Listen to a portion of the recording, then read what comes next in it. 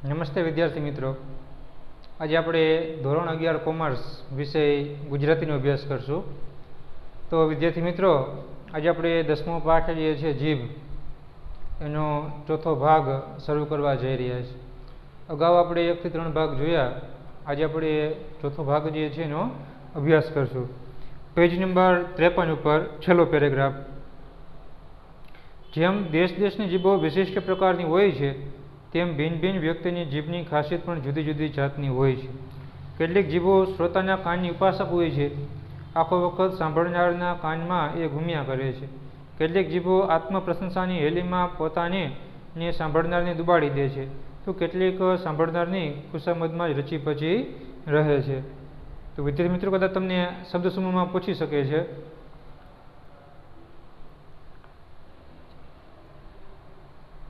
સ્વાર્થ માટે કરેલા હદબારના વખાણ એટલે કે ખુશામદીદ રાખજો. પોતાના અંગત સ્વાર્થ માટે કરેલા હદબહારના વખાણ એટલે કે ખુશામદ. ત્યાર પછી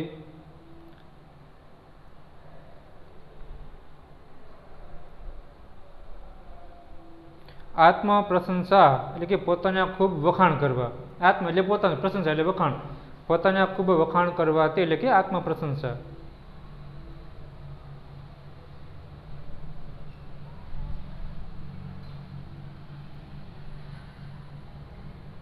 અને પોતે જ પોતાના વખાણ કરવા તે એટલે કે આત્મશ્લાઘા. પછી કહે છે કે જેમ દેશની જીભો વિશિષ્ટ પ્રકારની હોય છે, એટલે કે અલગ અલગ દેશના લોકોની વાણી ભાષા જે છે અલગ અલગ હોય છે, તેમાં ભિન્ન ભિન્ન વ્યક્તિની જીભની ખાસિયત પણ જુદી જુદી હોય. એટલે કે જેમ જેમ અલગ અલગ દેશના લોકોની ભાષા બોલી, એની વાણી, એની જીભ જુદા પ્રકારની હોય છે, તેમાં જુદી જુદી વ્યક્તિની જીભની પણ ખાસિયત જે છે એ જુદા જુદા પ્રકારની જુદી જુદી જાતની આપણને જોવા મળે છે. પછી કીધું કે કેટલીક જીભ જે છે એ શ્રોતા એટલે કે સાંભળનાર વ્યક્તિ. કેટલીક જીભો તો કે જે શ્રોતાના કાનની ઉપાસક હોય છે. ઘણી બધી વખત જે છે કોઈ વ્યક્તિ એમ કે કથા છે, ભજન એમ કે સાંભળતો હોય, તો માત્ર એ સાંભળનાર નહીં જ, એ પોતે વખાણ જે છે પોતે એમ કે કરતા હોય છે.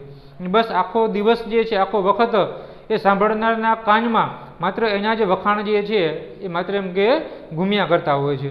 તો ઘણી બધી વખત કેટલીક જીભ એવી હોય છે કે આત્મ પ્રશંસાની હેલીમાં એ કદાચ માત્ર કે પોતાના જ ખૂબ વખાણ કરીને પોતાના ખુદ ખોટા એમ કે વખાણ કરી અને જે સાંભળનાર વ્યક્તિ જે છે એને પોતે ડૂબાડી દે છે, એને પોતે મશગુલ કરી નાખતી હોય છે.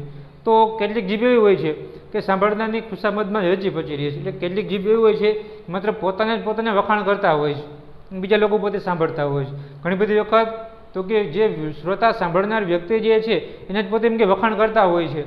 એટલે કે સાંભળનારની જ ખુશામદ અને સાંભળનાર વ્યક્તિ જે છે ને ખોટા વખાણ કરી એની પ્રશંસા જે છે એ ઘણા બધા લોકો એમ કે કરતા હોય છે. કેટલીક જીભો સ્ત્રી મુખને જોઈને વાચાળ બને છે, અન્યથા મુખ થઈને રહે છે.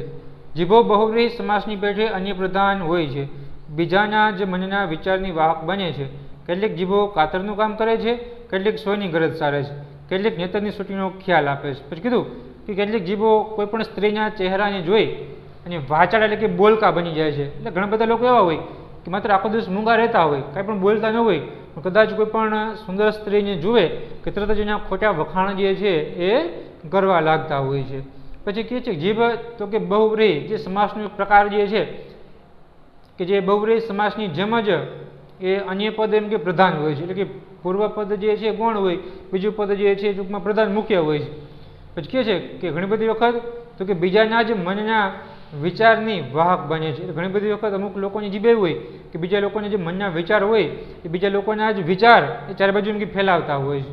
હવે સરસ મજાની વાત કરી લેખકે કે જીભ જે છે ને એ કેટલીક જીભ કાતરનું કામ કરે છે અને કેટલીક જીભ સોયની ગરજ એટલે કે સોયનું પણ કામ જે છે કરતી હોય છે, અને કેટલીક જીભ સોટીની ખ્યાલ આપતો હોય છે. હવે 3 વાત કરી કે કેટલીક જીભ કાતરનું કામ કરે છે. આપણને ખબર છે કે કાતર શું કામ કરે, તો કે કોઈ પણ કપડું જે છે જોઈન્ટ હોય, સાજું કપડું હોય, એને કાપવાનું કામ જે છે એ કાતર કરતી હોય છે. બીજું કીધું કે કેટલીક સોયની ગરજ સારે છે.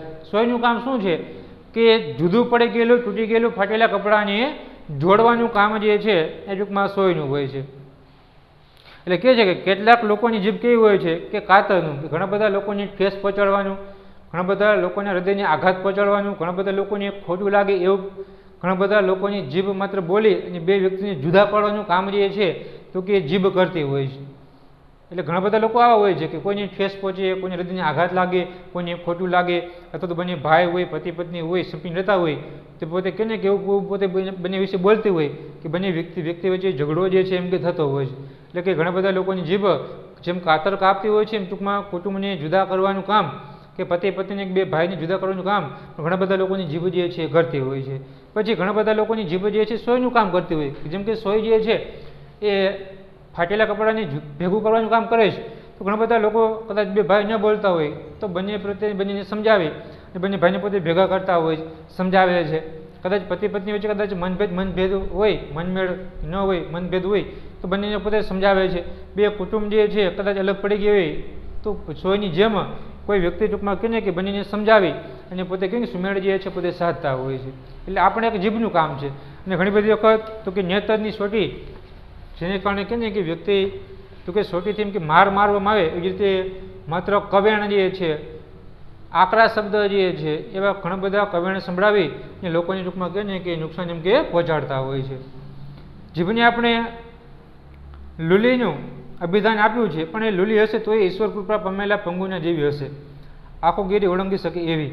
જગતમાં જે કાંઈ થાય છે સારું, નરસું, આનંદ, કંકાસ, આત્મશ્રદ્ધા, ખુશામત, વિવાહ અને વર્ષી, માંદગીની તંદુરસ્તી તે સર્વ મોટે ભાગે જીભને લઈને જ થાય છે.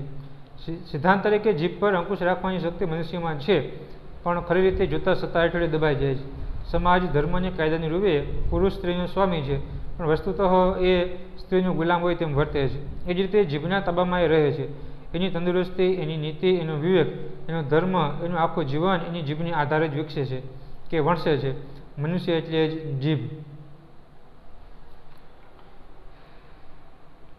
એટલે કદાચ શબ્દો છે આત્મશ્રદ્ધા, અગાઉ કીધું કે પોતે જ પોતાના ખોટા વખાણ કરવા તે, એટલે કે આત્મશ્રદ્ધા.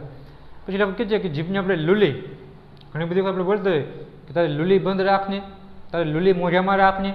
એ કહે છે કે જીભને કદાચ સમાનાર્થી શબ્દોમાં પૂછી શકે જીભ કયો, જીહવા કયો, રસના અથવા તો લુલી. એ લેખક કહે છે કે જીભને આપણે લુલીનું અભિધાન એટલે કે નામ આપ્યું છે, પણ કદાચ એ લુલી હશે ને તો પણ કદાચ એની ઉપર ઈશ્વરની એટલી બધી કૃપા, એટલી બધી એમ કે મહેરબાની હશે કે પાંગડા વ્યક્તિ જેવી કે કદાચ આખો પર્વત પણ પોતે ઓળંગી શકે. આપણે 9મા ધોરણમાં પેલો કાવ્ય 18મો પાઠ ભણી ગયા હતા કે પંગુમ લંઘયતે ગિરિમાં અરુણિમા વાળો, કે જો ઈશ્વરની કૃપા હોય અને દ્રઢ આત્મવિશ્વાસ હોય તો પાંગડો એટલે કે અપંગ લંગડો વ્યક્તિ પણ પહાડ ઓળંગી શકે છે. એટલે કહે છે કે જીભની આપણે લુલી, લંગડી એવું આપણે નામ આપ્યું છે. એ કદાચ લંગડી હશે ને તો પણ કદાચ એની ઉપર ઈશ્વરની જે બધી કૃપા હશે, કોને જેવી કે પાંગડા અપંગ કે લંગડા વ્યક્તિ જેવી. જેમ લંગડો વ્યક્તિ જે છે આખે પોતે અરુણિમા જેમ કે આખે પહાડ પોતે ઓળંગી ગઈ હતી, માઉન્ટ એવરેસ્ટ શિખર પોતે સર કર્યું હતું, એ જ રીતે કદાચ લુલી જે છે ને એ પણ અનેક એવા સફળતાના શિખરો જે છે એ પોતે સર એમ કે કરી શકે છે. પછી કે જગતમાં, દુનિયામાં જે કાંઈ પણ થાય છે, સારું થાય, ખરાબ થાય, આનંદ થાય, કંકાસ, કજિયા થાય, અથવા તો પોતાના માટે ખોટા વખાણ કરવા, ખુશામત કરવી, ખોટા વખાણ કરવા, લગ્ન છે, વર્ષી જે છે, માંદગી, તંદુરસ્તી, જે કાંઈ પણ બધું થાય છે એ લેખક કહે છે કે મોટા ભાગે જીભને લઈને જ થાય છે. જીભના જ કારણે જે છે આ બધું થતું હોય છે. પછી લેખક કહે છે કે સિદ્ધાંત તરીકે જોઈએ તો જીભ ઉપર અંકુશ રાખવાની શક્તિ મનુષ્યમાં છે. માણસ ધારે તો જીભ ઉપર પૂરેપૂરી સત્તા, પૂરેપૂરું નિયંત્રણ, કાબુ જે છે એ માણસ પોતાની જીભ ઉપર રાખી શકે છે. પરંતુ એક રીતે જોઈએ ને તો જેમ વ્યક્તિ સત્તાની નીચે પોતે દબાઈ જાય એ જ રીતે જીભ જે છે એ માત્ર પોતે કહે ને કે દબાઈ ગયેલી છે, કાંઈ પણ બોલતી નથી. પછી સમાજ, ધર્મ અને કાયદા પ્રમાણે, આપણે હિન્દુ ધર્મ પ્રમાણે, સમાજના નીતિ નિયમ પ્રમાણે અને કાયદાના નિયમ પ્રમાણે જોઈએ તો પુરુષ જે છે સ્ત્રીનો સ્વામી છે. એટલે કે પુરુષનું સ્થાન જે છે ઊંચું છે અને સ્ત્રીનું સ્થાન જે છે પુરુષ કરતાં નીચું છે. એટલે કે સ્ત્રીનો સ્વામી એ પુરુષ છે, એટલે કે સ્ત્રી કરતાં પુરુષનું સ્થાન જે છે ઊંચું છે એવું માનવામાં આવે છે. પરંતુ વાસ્તવિક રીતે જોઈએ તો ખરેખર જે છે તે ઉલટી પરિસ્થિતિ પણ જોવા મળે છે કે ખરેખર પુરુષ જે છે એ સ્વામી છે સ્ત્રી જે છે એની ટૂંકમાં પત્ની જે છે, પણ ખરેખર ટૂંકમાં કહે ને કે પુરુષ કારણ કે સ્ત્રીનો ગુલામ હોય ને એ રીતના પુરુષ જે છે પોતે વર્તન કરતો હોય છે. હિન્દુ ધર્મ પ્રમાણે, સમાજ પ્રમાણે અને કાયદાના નીતિ નિયમ પ્રમાણે જોઈએ તો ખરેખર સ્ત્રી ઉપર પુરુષનો સંપૂર્ણ હક જે છે, એની પર નિયંત્રણ જે છે, એનો અધિકાર છે. બરાબર, સ્ત્રી કરતાં પુરુષનું સ્થાન જે છે ઓછું છે, ઊંચો દરજ્જો છે, છતાં પણ જાણે કે એ પુરુષ સ્ત્રીનો ગુલામ હોય ને એવું જીવન જે છે એ જીવતો હોય છે. એ જ રીતે જીભના તાબામાં મનુષ્ય રહે છે. મનુષ્યની પૂરેપૂરી સત્તા, પૂરેપૂરો અંકુશ જીભ પર છે, પણ છતાં પણ જીભ રહે કે એ જ પ્રમાણે મનુષ્ય વર્તન કરતો હોય છે. પછી કહે છે કે એની તંદુરસ્તી, નીતિ નિયમ, વિવેક, એનો ધર્મ, એનું આખું જીવન આપણે જોઈએ તો જીભના જ આધારે જે છે એ વિકાસ પામતું હોય છે. અને જીભના જ આધારે જે છે એ પણ એમ કે બગડતું હોય છે. આપણે કહીએ ને એને બાજીને બગાડ્યું, બોલીને બગાડ્યું, કારણ કે જેવી જીભ જો જીભ ધારે તો પોતે કહે ને કે સારું જીવન પણ આપી શકે, જીભ ધારે તો વ્યક્તિનું જીવન બરબાદ પણ કરી શકે છે. એટલે કે મનુષ્ય એટલે જીભ, કારણ કે ને કે વાણીને પાણી વિચારીને વાપરવા જોઈએ. એટલે કે વાણી થકી જ બધું જે છે એમ કે થતું હોય છે. મને લાગે છે કે ઈશ્વરે આ માનવ યંત્ર ઘડ્યું, પણ ક્યાં તો એણે બહુ ઉતાવળ કરી હશે, ક્યાં તો યંત્ર ઘડવાનો એને જાજો અનુભવ નહીં હોય. થઈ શકે એવી કેટલી સગવડ એણે કરી નથી. સ્ક્રૂ મૂકવાને બદલે કેટલી વસ્તુ એણે એમની એમ જ જડી દીધી છે. જીભને ધારીએ તે મોંમાંથી છૂટી કરી શકાય એવી રચના કરી હોત તો કેટલી સગવડ થાત. નાટક, સિનેમા અથવા સભામાં પ્રેક્ષકોને શ્રોતાઓ પોતાની જીભનો વધારે પડતો ઉપયોગ કરી બીજાની દખલ કરે છે. તેને બદલે સૌને પોતાની જીભ બહાર જુદી જુદી ડબ્બીમાં મૂક્યા પછી જ સભા સ્થાનમાં દાખલ કરાવવામાં આવતા હોત તો નાટક, સિનેમા તથા સભા આપણને કેટલા વધારે આનંદદાયક લાગત. તેમજ આખો વખત બોલબોલ કરી કંટાળો આપનાર વ્યક્તિને મળવા જતાં જીભ અત્યારે એના મોંમાં નથી, પણ ઘી ચોપડીને કબાટમાં ઊંચી મૂકી છાંડી છે એમ ખાતરી કરીને નિર્ભયપણે આપણે મળવા જઈ શકત. કોઈ પર ગુસ્સે થઈ જઈએ ત્યારે કલહ અને કંકાસના પ્રસંગ ઉપસ્થિત થતાં પહેલાં આપણે મોંમાંથી જીભ બહાર કાઢી ગજવો મૂકી દે મારામારીને ગાળાગાળીને પ્રસંગો કેટલી સહેલાઈથી ટાળી શકત. બળવાખોર ભાષણ કરનારાઓને કોઈ પણ દેશની સરકાર કેદમાં પૂરે છે, તેને બદલે તેની જીભ જપ્ત કરી પોતાની સુરક્ષિતતા વધારે સારી રીતે જાળવી શકત. કદાચ કોઈ વાર જીભની અદલાબદલી પણ થઈ જાત, પણ તેમાં કંઈ નુકસાન ન થાત, ઉલટો ફાયદો જ થાત. બાળકના મોંમાં કોઈ વૃદ્ધ વ્યક્તિની જીભ આવતા તેનું અનુભવ ભરી વાણી ઉદ્ગાર કાઢી શકત. રામનું રટણ કરનારી જીભ ખ્રિસ્તીના ઉપાસકના મોંમાં જઈ ને રહીમને ભજવનારી જીભ બ્રહ્માંડના મુખમાં જઈ ચડીને રામ રહીમને ગોળ એકતા આપોપ સિદ્ધ કરે. હજી ઈશ્વરને આટલો સુધારો કરવાનું સૂચે તો ખોટું નથી. લેખક કહે છે કે મને એવું લાગે છે કે ઈશ્વરે સરસ મજાનું આ મનુષ્યરૂપી યંત્ર જે છે બનાવ્યું, પણ કદાચ ક્યાંક ઈશ્વરે મનુષ્યરૂપી યંત્ર બનાવવામાં ક્યાંક ઉતાવળ કરી નાખી હોય, અથવા તો કદાચ ભગવાનને આ મનુષ્ય યંત્ર બનાવવામાં જાજો અનુભવ ન હોય એવું મને એમ કે લાગે છે. કારણ કે જોઈએ ને તો આપણા શરીરમાં ઘણી બધી એવી સગવડ જે છે એ ભગવાન એમ કરી નથી. કદાચ જો બધી સગવડ કરી હોય તો એમ ઘણું બધું સારું હતું. પછી લોકો કહે છે કે કદાચ જીભને સ્થાને કદાચ સ્ક્રૂ મૂકવાને બદલે ભગવાનને ખરેખર ટૂંકમાં આપણા શરીરના ઘણા બધા એવા અંગો છે કે અંગોમાં કદાચ એને સ્ક્રૂ મૂક્યા હોત તો સારું હતું, પણ સ્ક્રૂ મૂકવાને બદલે કેટલીક વસ્તુ જે છે ને ભગવાને એમનેમ જ એમ કે જોડી દીધી છે. પણ એની જગ્યાએ એમ બીજો સ્ક્રૂ મૂક્યા હોત તો પછી લોકો કહે છે કે કદાચ જીભમાં સ્ક્રૂ મૂક્યો હોત કે જીભને આપણે ધારીએ, આપણને ઈચ્છા પડે ત્યારે મોઢામાંથી સ્ક્રૂ ખોલી એમ કે છૂટો કરી શકાય, એ કદાચ રચના કરી હોત ને તો આપણને ઘણી બધી સગવડતા જે છે ઘણું બધું એમ કે ફાયદો થાય. પછી લેખક એને ઉદાહરણ આપે છે. ઘણી બધી વખત આપણે સિનેમામાં નાટક જોવા માટે અથવા સિનેમામાં પિક્ચર જોવા માટે આપણે અથવા તો કોઈ સભામાં આપણે એમ કે સાંભળવા માટે ગયા હોય તો ઘણા બધા પ્રેક્ષકો જે છે, શ્રોતાઓ જે છે એ પોતાની જીભનો વધારે પડતો ઉપયોગ કરી બીજાની દખલ કરતા હોય છે. વાત સાચી છે કે ક્યાંક આપણે નાટક જોવા માટે ગયા હોય, ટોકીઝમાં પિક્ચર જોવા માટે ગયા હોય અથવા કોઈની આપણે સભા સાંભળવા માટે ગયા હોય તો ઘણા બધા લોકો એવા હોય છે કે આજુબાજુમાં પોતે અંદર અંદર વાતચીત કરે અને આપણને ડિસ્ટર્બ કરતા હોય છે, આપણને એમ કે સાંભળવા દેતા હોતા નથી. પણ એને બદલે સૌને પોતપોતાની જીભ બહાર કદાચ આવું હોત તો કદાચ કહે ને કે કદાચ સૌની પોતપોતાની જીભ બહાર જુદી જુદી ડબ્બીમાં મૂકી પછી સભામાં દાખલ કરવા દેવામાં આવતા હોત તો ખરેખર ટૂંકમાં નાટક, સિનેમા કે સભા જે છે આપણને વધારે આનંદદાયક લાગત. એટલે વાત લેખક શું કહે છે કે કદાચ ઘણી બધી વખત આપણે નાટક જોવા માટે, પિક્ચર જોવા માટે કે સભા કોઈની સાંભળવા માટે જાય તો ઘણા બધા લોકો જે છે એટલે અંદર પોતે વાતચીત કરતા હોય, અવાજ કરતા હોય કે આપણને કાન પેલું સાંભળવાનું નથી દેતા હોય, આપણને ખૂબ જ ડિસ્ટર્બ જે છે એમ કે થતી હોય છે. તો કદાચ એમ કે જીભમાં એમ કે સ્ક્રૂ મૂકવામાં આવ્યો હોત તો અગાઉથી જેમ કે નક્કી હોત કે ભાઈ સભામાં, નાટકમાં કે પિક્ચર જોવા માટે આવવું હોય તો તમારી જીભ જે છે એ ટોકીઝની બહાર, સભાની બહાર જે પહેલાં ટૂંકમાં નાની નાની ડબ્બી જે છે એ ડબ્બીમાં જ પોતપોતાની જીભ જે છે મૂકી અને પછી તમે અંદર જે છે પ્રવેશ કરી શકશો. બાકી જીભ લઈને સાથે તમે અંદર પ્રવેશ કરી શકશો નહીં. કેમ કે આવી સગવડતા કરવામાં આવી હોત તો ખરેખર આપણે બધા જ વ્યક્તિ નાટકમાં, સિનેમામાં કે પછી પિક્ચર જોવા માટે ગયા હોત સભા સાંભળવા માટે તો પોતાની જીભ જે છે બહાર મૂકીને એમ કે આવત તો એક પણ વ્યક્તિ અંદર પોતે આજુબાજુ વાતચીત કરી શકત નહીં. તો નાટક છે કે પછી પિક્ચર છે કે સિનેમામાં કે પછી સભા આપણને શાંતિથી સાંભળવા મળત, ઘણો બધો આનંદ જે છે આપણે એમ કે માણી શકત. કારણ કોઈ પણ વ્યક્તિ જે છે જીભ જ બહાર હોત તો પછી એમ કે બોલી શકત જ નહીં. જેમ અત્યારે આપણે કહીએ ને કદાચ આપણે કોઈ પણ મોલમાં જઈએ, દુકાનમાં અથવા કોઈ પણ જગ્યાએ તો આપણે જે સાથે રહેલી વસ્તુ તો આપણને બહાર મુકાવે છે અને પછી આપણે ટોકન આપી ભાલ્યો વસ્તુ તમે બહાર મૂકીને એમ કે જાજો. એટલે એવી જ રીતે જો આપણે જીભ પણ જે છે કદાચ સ્ક્રૂ મૂક્યો હોત, જીભની પણ કદાચ ટૂંકમાં બહાર જે છે જીભમાં મૂકવાની વ્યવસ્થા થઈ શકતી હોત તો ખરેખર નાટક, સિનેમા કે પછી સભામાં આપણને ડિસ્ટર્બ ન થાત કે બીજા જે બોલબોલ કરતા હોય એ બોલબોલ પણ ન કરત અને આપણને ટૂંકમાં શાંતિથી આનંદ જે છે એ આપણે એમ કે મેળવી શકત. એટલે કદાચ જો આવું કર્યું હોત તો પણ એમ કે સારું હતું.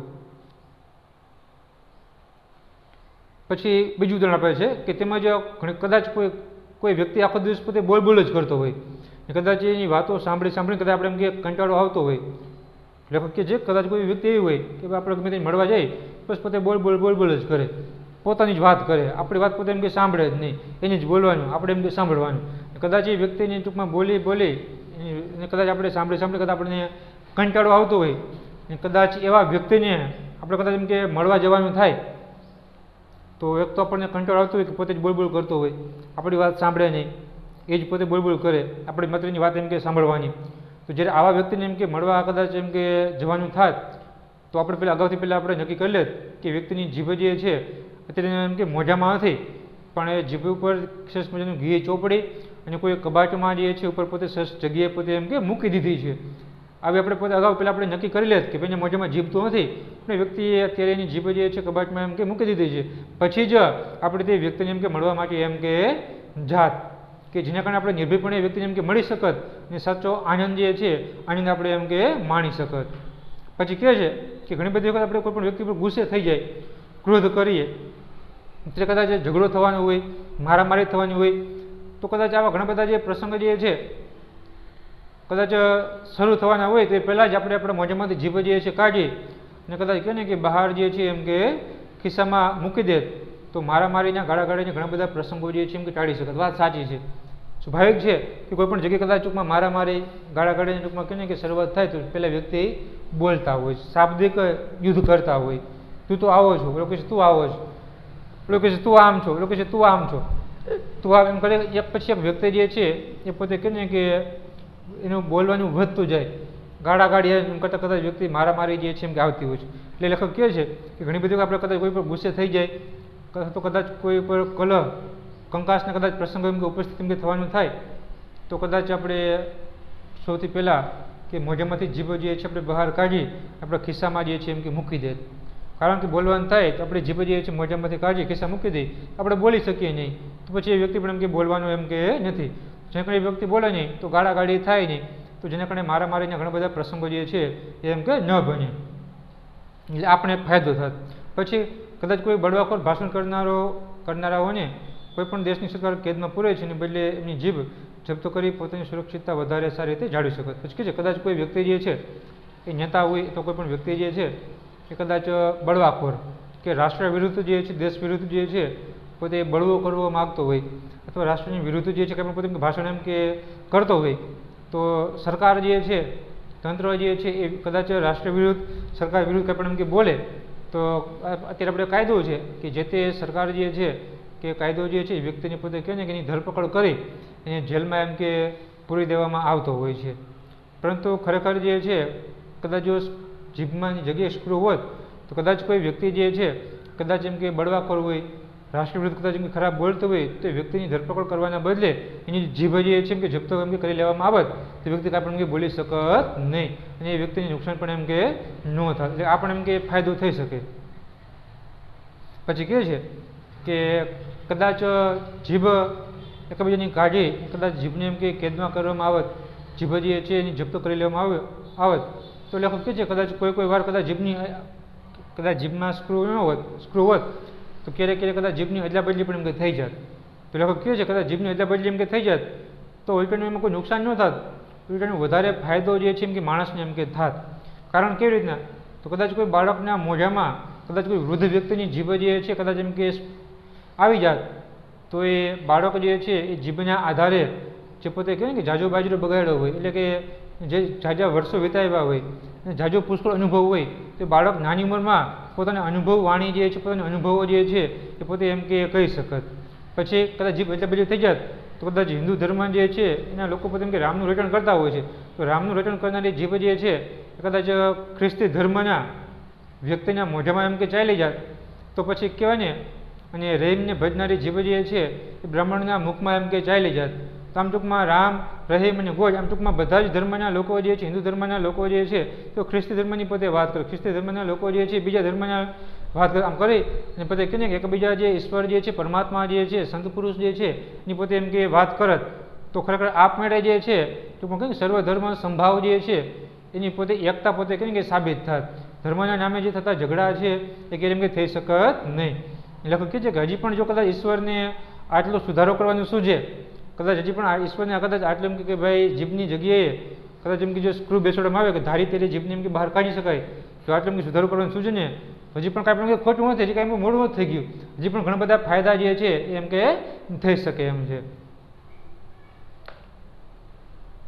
એટલે લેખક કહે છે કે ઈશ્વરે પરમાત્માએ મનુષ્યરૂપી યંત્ર તો ઘડ્યું છે પણ ક્યાંક ને ક્યાંક એના ઘણા બધા અંગો જોડવામાં કદાચ ઘણી બધી એમ કે ઉતાવળ કરી હોય અથવા તો યંત્ર ગણવાનો જાજો એમ કે તફાવત જાજો એમ કે પેલાને અનુભવ ન હોય એવું જે છે એમ કે લાગતું હોય છે. એટલે કદાચ જીભની જગ્યાએ જો કદાચ સ્ક્રૂ મૂકવામાં આવ્યો હોત તો ઘણા બધા ફાયદા એમ કે થઈ શકત. પ્રતિકૂળ સંજોગોમાં પણ આનંદથી સી રીતે કર્તવ્ય બજાવ્યા જવાય એ જીભ આપણને શીખવે છે. આગળ 32 ભૈયા જેવા મજબૂત દાંત, પાછળ ગળાની ઊંડી ખાઈ, અનેક પ્રકારના ટાઢાઓના તીખા ખારા પદાર્થોનો સતત મારો, સંચલન માટે ઓછામાં ઓછી જગ્યા, સૂર્યનો જરાય પ્રકાશ ન આવે એવી સાંકડી અંધારી જગ્યામાં લપાઈ રહેવાનું, આવી અનેક પ્રતિકૂળતાઓ છતાં જીભ આનંદથી નિર્ભયપણે પોતાનું કાર્ય કરી જાય છે. ખાનપાનનો રસસ્વાદ માણી અંદરનો ને મનને હૃદયના વિચારો ભાવોને વ્યક્ત કરી બહારનો સંસાર સાચવે છે. અને સુખી થવું હોય તો મનુષ્ય સંસારમાં જલકમલ વત નહીં પણ મુખ જીભ વત રહેવું એવો સાંભળે તેને ઘેરોને ગુજ બોધ વગર બોલીએ સંભળાવે છે. પછી કહે છે કે પ્રતિકૂળ સંજોગોમાં, પ્રતિકૂળ એટલે કે આપણને માફક ન આવે તેવી પરિસ્થિતિ, આપણને અનુકૂળ ન હોય તેવું એમ કે સમય, સંજોગ, પરિસ્થિતિ. લેખક કહે છે કે પ્રતિકૂળ સંજોગોમાં એટલે આપણને માફક ન આવે, આપણને અનુકૂળ ન આવે તેવી પરિસ્થિતિમાં પણ આનંદ જે છે એ કઈ રીતના આનંદથી કેવી રીતના આપણું કર્તવ્ય, આપણી ફરજ એમ કે બજાવી એ જીભ આપણને શીખવે છે. તો કહે છે કે જ્યારે આપણો સમય, સંજોગો, આપણી પરિસ્થિતિ જે છે એ ટૂંકમાં વિપરીત હોય, આપણે ટૂંકમાં કહે ને કે પરિસ્થિતિ પ્રમાણે ટૂંકમાં કહે ને કે પરિસ્થિતિ ન હોય તો તેવા સમયમાં પણ આપણે ટૂંકમાં કહે ને કે આપણે કેવો બધો આનંદ જે છે એમ કે માણી શકીએ, આપણું કર્તવ્ય કઈ રીતના એમ કે બજાવી શકીએ, ખરેખર જીભ જે છે આપણને એમ કે શીખવતી હોય છે. પછી કારણ કે જીભમાંથી આપણે પ્રેરણા લેવાની છે. લેખક કહે છે કેવી રીતે, તો કે આગળ 32 ભૈયા જેવા મજબૂત દાંત, કે જીભ જે છે આપણે મોઢામાં રહીએ છીએ, બાકી બધા અંગો જે છે બહાર છે પણ જીભ જે છે જીભ એમ કે મુખની અંદર છે. તો કેને કેટલી બધી પ્રતિકૂળ સંજોગોમાં પણ જીભ જે છે આનંદથી જીવન જીવે છે. કેવી રીતે, તો કે આગળ 32 ભૈયા જેવા મજબૂત દાંત એટલે કે જીભની ફરતે બાજુ તો કહે ને કે 32 ભૈયા જેવા, 32 ભાઈ જેવા મજબૂત દાંત જે છે ટૂંકમાં દાંત આવેલા છે. પાછળ ગળાની ઊંડી ખાઈ, જીભથી જ્યાં જીભનો ટૂંકમાં છડો પૂરો થાય છે તેથી ઊંડે તો કે મોટી બધી ઊંડી ખાઈ જે છે શ્વાસ નળી, અન્નળી જે છે ટૂંકમાં આવેલી છે. અનેક પ્રકારના ટાઢાઓના તીખા ખારા પદાર્થોનો સતત મારો, પછી અનેક પ્રકારના ટાઢું છે, ગરમ છે, ઊનું છે, તીખું, તળેલું, ખાટું, કડવું, મોરું બધું જ ખોરાક જે જીભને સ્વાદ પારખવો પડે છે. સંચલન માટે ઓછામાં ઓછી, સંચલન એટલે હળવા ફરવા માટે ઓછામાં ઓછી જગ્યા, સૂર્યનો પ્રકાશ પણ જરાય એમ કે મળતો નથી, આવી સાંકડી અંધારી જગ્યામાં રહેવાનું, અનેક પ્રતિકૂળતાઓ છતાં જીભ આનંદથી નિર્ભયપણે પોતાનું કાર્ય કરે છે. એટલે લેખક કહે છે કે જીભ જે છે આપણી મોઢામાં છે પણ જીભને ટૂંકમાં ફરતી બાજુ 32 જેટલા દાંત છે, જ્યારે પણ જીભ આડી થાય તો આપણને ખબર છે કે બચકું ભરાઈ જાય, એટલે કે જીભ જે છે વધારે પડતી આડી થઈ શકતી નથી. પાછળ ઊંડી ખાઈણ આવેલી છે, ગળા રૂપી, અન્નળો રૂપી, કે પાછળ પણ જીભ જે છે પોતે જઈ શકતી નથી. પછી જીભને તો ઘણી બધી વખત આપણે કહીએ ને કે ભોજન આપણે જમતા હોય તો આપણે ગરમ ગરમ ટૂંકમાં ભોજન જમી લઈએ તો આપણે જીભને ટૂંકમાં દાજી જાય છે, જીભ બળી જાય છે. કદાચ ટાઢું ખાવું પડતું હોય તો પણ જીભને તકલીફ પડે છે. પછી ઘણી બધી વખત તો કે મોજામાં આપણે ગમે તે ખોરાક ખાઈએ તો પછી કડવું હોય, તીખું હોય, ખાટું હોય, મોરું હોય, તુરું હોય, ખારું, ગમે તો ખોરાક તો કે જીભનો સ્વાદ જે છે કે ચાખવો પડે છે. એટલે એ પણ ટૂંકમાં જીભે એમ કે સહન કરવું પડે છે. બીજું તો કે માત્ર દાંતની વચ્ચે ને રહેવું પડે છે. હલનચલન માટે બહુ ઓછી જગ્યા છે. જીભ જે છે હાથની પગની જેમ બહુ હરીફરી શકતી નથી, ઓછી જગ્યામાં રહેવું પડે છે. સહેજ પણ સૂર્યનો પ્રકાશ તો જીભને એમ કે મળતો જ નથી, બરાબર છે. છતાં પણ જીભ જે છે આવી અનેક પ્રતિકૂળતાઓ માફક ન આવે, અનુકૂળ ન આવે તેવી પરિસ્થિતિમાં પણ જીભ જે છે આનંદથી જીવે છે અને નિર્ભયપણે જે છે એ પોતાનું કામ જે છે એ કરતી જાય છે. પછી કહે છે કે ખાનપાનનો રસસ્વાદ માણી અંદરનો અને મનને હૃદયના વિચાર ભાવોને વ્યક્ત કરી બહારનો સંસાર સાચવે છે અને સુખી થવું હોય તો મનુષ્ય સંસારમાં જલ કમાવતો નહીં પણ મુખ જીભવત રહેવું એવો સાંભળે. પછી લોકો કહે છે કે ખાનપાનનો રસસ્વાદ માણી, તીખું, તળેલું, કડવું, ખાટું, મોરું બધું જ જે છે એનો સ્વાદ માણી અને અંદરનો એટલે કે હૃદયનો, મનનો અને પેટનો, અંદરનો અને મન ને હૃદયના જે વિચાર ભાવો જે છે એ જીભ જે છે પોતે જીભ દ્વારા પોતે વ્યક્ત કરી અને બહારના લોકોને જે છે એ પોતે પ્રગટ એમ કે કરતી હોય છે અને સંસાર પોતે સાચવે છે. કોઈને પેટમાં દુખે છે અને ગરમી થાય છે, તડકો લાગે છે, તીખું લાગે છે, કડવું લાગે છે, આ બધું જીભ જે છે પોતે બોલે અને સંસારમાં જીવન જે છે પોતે જીવતી હોય છે. માટે લેખક કહે છે કે જો માણસે સુખી થવું હોય તો મનુષ્ય સંસારમાં જલ કમલવત એટલે કે કમળનું ફૂલ જેમ પાણીમાં ખીલે છે એવી રીતના નથી રહેવાનું, પણ મુખ જીભવત એટલે કે મુખ જે છે જીભ જેમ મુખમાં રહે છે એવી રીતના જે છે જો એમ કે સાંભળે, જીવન જીવે તો ખરેખર જે છે એ માણસને ઘણો બધો ફાયદો થાય છે. કે છે જો માણસને સુખી થવું હોય તો મનુષ્યએ સંસારમાં જલ કમલવત એટલે કે કમળ જેમાં પાણીમાં એમ કે ખીલે છે કમળની જેમ નથી રહેવાનું, પણ મુખ જીભવત રહેવું એટલે કે માણસના મુખમાં જીભ જેમ રહે છે એવું જ રીતે પોતે રીએ, સાંભળે અને એનો ગૂઢ અર્થ જે છે બોધ વ્યક્ત કરે તો ખરેખર વગર બોલે બધાને એમ કે સંભળાવે તો માણસ ખરેખર એમ કે સુખી જે છે એમ કે થઈ શકે છે. એટલે કે આ રીતે તો ખરેખર ટૂંકમાં માણસે જીવન જીવવું હોય તો કમળના ફૂલની જેમ નહીં પણ માત્ર પોતે કહેવાય ને કે જીભની જેમ જે છે જીવન એમ કે જીવવું જોઈએ. એટલે મોજામાં રહીએ છીએ, પ્રતિકૂળ સંજોગો હોવા છતાં પણ જીભ જે છે ખૂબ જ આનંદથી પોતાનું જીવન જે છે એ જીવતું હોય છે. તો વિદ્યાર્થી મિત્રો અહીંયા આપણે આ 10મો પાઠ જીભ જે છે અને સરસ રીતે સમજાઈ ગયો છે. અહીંયા પણ લેખકે જીભના કાર્યો, જીભના ટૂંકમાં કહેવાય ને કે જે કંઈ પણ અલગ અલગ જે પ્રકારો જે છે અલગ અલગ ગામના, જ્ઞાતિના, લોકોના, વર્ણના જીભના કારણે જે પ્રકારો પડે છે એ પણ તમે આપણે એમ કે સમજાયા હતા. અને જીભના કારણે ટૂંકમાં કહીએ ને કે મનુષ્ય જે છે એ કેવી કેવી અગવડતાઓ પડતી હોય છે એ પણ આપણે જોયું. તો વિદ્યાર્થી મિત્રો અહીંયા આપણે 10મો પાઠ જે છે પૂરો કરીએ છીએ. આગળના વિડીયો લેક્ચરમાં કોઈ નવા જ ટોપિક સાથે ફરી પાછા મળશું. અસ્તુ.